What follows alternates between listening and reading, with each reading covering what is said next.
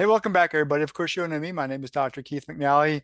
This is Coach's Corner. I'm here with R. McKay, and she was on the Question Guy podcast. I brought her back because she is a coach. I want to get this right for freelance creative service providers, which is a very specific niche. And so we're going to dive into that just a little bit. But I brought her in here because coaches coach people who are in pain, and not necessarily physical pain, but they can't jump a hurdle. Sometimes we don't even know what that hurdle is. So let's dive deep into this conversation. Or thank you for joining me on this show. Absolutely. Oh, Wow. Let's talk about so coaching. let's talk about coaching. Let's talk about the pain that people come to me in. And what's interesting about this is a lot of times because I work with freelance creatives who are often solopreneurs, who are often passion based, really creative thinkers that work first for their own creativity and then for the service of others. The thing that happens is that they come to me and the pain that they express is usually a symptom and not, in fact, the thing that they most need to change in order to be successful at their business. I see your So, expression. well, it's kind of like going to the doctor and you feel one thing, but the doctor's telling you something else is entirely wrong. And so, how does that work in the coaching environment? Well, it's really challenging in terms of marketing myself as a coach because, and this was a really big struggle for me as a coach because one of my key core values is integrity. And what I noticed is I wanted to go out and have marketing conversations about the things that I knew really were going to make a difference. Like you need a business plan. You do need a business plan. Well, I would say that, and I would hear crickets in the marketplace because my ideal clients, the people that I can most help, aren't looking for a business plan. They want to know how to use hashtags on Instagram, or they want to know how can I get more clients, or they want to know things that are important to know, but they're actually symptoms of other things that they actually need. So, this dichotomy of how do you give people what they want or sell people what they want, but then give them what they actually need, give them the coaching that they actually need without it being a bait and switch, without having a lack of integrity. So, I really struggled with that for a long time until I realized something. I'm You leaving a gap for your questions, question guy. tell us, please. Okay, so what I realized was that because a lot of the pain points that people came to me with, I don't have enough money, I don't know where to find my clients, I can't figure out how to be on Instagram. These pain points were all symptoms. And when I can help my clients understand that all of the pain that they're feeling is a symptom of a lack of clarity, focus, and direction in their business, Hmm. the motivation and support to take action that'll get them there. What's the most significant there? So I speak to a lot of people who are coaches, and they always tell me clarity is kind of the first thing they want to work on with their clients. Is that something that you tackle first, or do you kind of give them that motivational pep talk and say everything's going to be okay? Well, my overall coaching style is kind of like I'm gonna hold your heart and kick your Ooh, butts. Like if you keep yeah butting me, I'm gonna keep kicking them out of the conversation. okay. So there's always an element of cheerleading and encouragement to every conversation that I have. And clarity is such a critical piece. And especially for my audience who are creatives and multi-passionate, oftentimes for them, what the block that's holding them back from business success is that they're trying to focus on too many different things at once. They have too many brilliant ideas. They have too many people they want to serve or too many things they want to do. And they can't give any one of those things their time, their energy, their attention, or their money to really invest in it. And as human beings, we only have our personal team. That's what my acronym is for, which is for time, energy, assets, and money.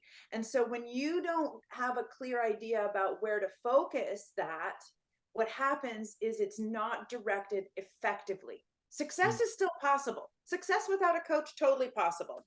It's just going to take you a lot longer, and it might cost you more stress and disappointment and maybe even relationships. Can we touch on each of those four? Mhm. You said the Which one? first one is time. So, in terms of managing your own team, the time piece, Mhm. a lot of my clients are work from home. They're solopreneurs. There's lots of distractions.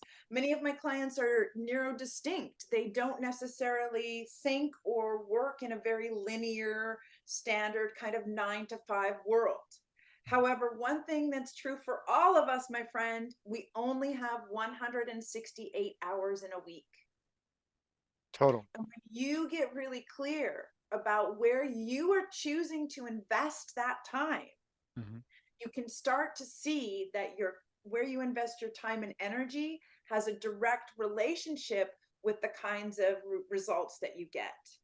And so for many of my people, they're swimming in overwhelm. They have burnout. They don't know how to prioritize. Clarity gives them that North Star against which they can then assess or at least have a sense of, okay, is my time aligned with my North Star clarity? Is this thing that I'm saying yes to that keeps causing all of this overwhelm, is it aligned to my North Star clarity? Are the actions that I'm taking in any given day aligned with what I say that I really want for myself? And then you said the second word was energy. Energy. Yeah. Yeah. So I don't know if you've noticed this, but do you have like a peak performance time in any given day? Like, are you like super on fire at like 10 a.m. or 3 a.m. or like, what is it for you, Keith? So let's dive into me just a little bit. So I'm up at Just three a little bit. o'clock. I'm up at 3 o'clock and I'm doing an 8 mile hike. But I've Uh-huh. got some background reasons for that. But I do recognize that throughout my day, my energy does ebb and flow. And so I'm a morning person, always Yeah. have been. Can't tell you Awesome. why, but I I, always have I been. love it. I love it. But come, 10, 11 o'clock, that morning, that morning energy is wearing off. So for you, if we were working together, we would look at how can you arrange your day so that between, maybe 10 and noon, you're not having any meetings, you're not having to do your most creative work, you're maybe working on some admin stuff, or maybe you're even like, I don't work between 10 and noon. I'm Yeah, I was just about going to to say, can I go take a nap between 10 and noon? 100%, 100%. So a lot of what I do with my clients in the beginning is I give them permission to manage their time to align with their energy. I like So that. if your Yeah. peak performance time in terms of your most creative time is between 10 p.m. and 2 a.m., arrange your world so that you can leverage that or retrain your body and your energy to like align with a different time of the day. But so many of my creatives, what they're up against is they're trying to do freelancing the same way corporate does business, and that's like that you can do it that way. Putting like a square peg in a round hole, it's not going to the work. whole One of the biggest benefits of being a freelancer or a solopreneur is that you get to decide. You are your boss, so you get to choose. Are you going to take calls between 8 a.m. and 10 a.m.? And if the answer is no, I'm not taking calls, then great, block off your calendar. So one of the tools of managing both your time and your energy is that you know that there are some tasks that completely drain you of energy, and afterwards you're sapped, and you could spend 10 minutes doing them and it could feel like 27 hours. And Mhm. you also know that there are things that you do in your business where that like actually energize you. So you can like work those 20-hour days, but I promise you at the end of the 20-hour day, you're not being as effective, you're not being as productive, your energy is impacting the quality of time. So it's not just the amount of time we give something, but it's also how much energy we have to give to it when we're doing it. You said a key word earlier in your explanation here, you give permission. I talk about that in a lot of my conversations, especially in my book, and how vital that is for somebody to hear that from somebody else. It's typically that switch that just kind of lights somebody up and says, "Oh, okay, I can do this." Mhm. So I really did appreciate that. But I want to jump into the third word, and you said assets. Assets, yeah. Yeah, that's not a word So, I hear a lot. well, I think, and perhaps we'll stretch the definition of assets for you, or massage the definition of assets to give you access to it in this context, which is assets can be things like your circle of friends, your Okay. family, skills that you've learned, tools that you have, relationships that you've nurtured over time. And a lot of us forget that our immediate friends and family, and maybe the people we play volleyball with, or the people we go on our morning runs with, or those people are assets. They're relationships that we've nurtured. Those are people who know, like, and trust us, who care about our success. And so, are you leveraging your assets? When was the last time that you spoke to one of the people that's on your friends list and said, "Hey, how you doing? I just wanted to let you know that I am super excited about this awesome thing I'm creating in my life and would love for you to be able to support me. You've always been an awesome cheerleader and your support would mean a lot." So we forget sometimes because we are, well, most of my clients are solopreneurs. And so they have this belief that they have to do everything themselves. They have to do everything alone, Mhm. that they can only rely on the tools that are right in front of them. And so one of the things that I do in my coaching is I help people expand their awareness of the resources they already have available to them. Good. I like that you said primarily anyway that resources are people. A lot of It's your times. connections. It's people that you know, like, and specifically trust. I love Yeah, that. yeah. But then the last thing you said was money, which is always a critical element. So I'm really kind of shocked that you said that because sometimes there's a way around that. But please address it directly. Well, I think money is a tool. I don't think money is the outcome or the result or the goal. I find that money is a tool just like time. We Okay. have a limited amount of time. We have 168 hours, and most of us have a specific amount of financial resource that we're willing to invest in our business Mm, or have available to be able to spend. Money is also how we measure success in business. And for a lot of my people, they are going into freelancing, or they went into freelancing because they wanted creative fulfillment. They wanted to get paid to do something that they love, but what was more important was something that they love. And then my people come to me because they go, "Oh my gosh, it's actually more important that I get paid. Like, I really need to get paid."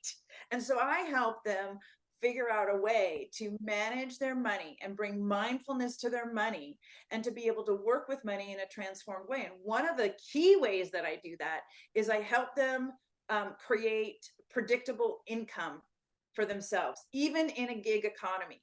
That I help them set up that differentiation between their personal money and their business money. And their business pays them a salary every 2 weeks.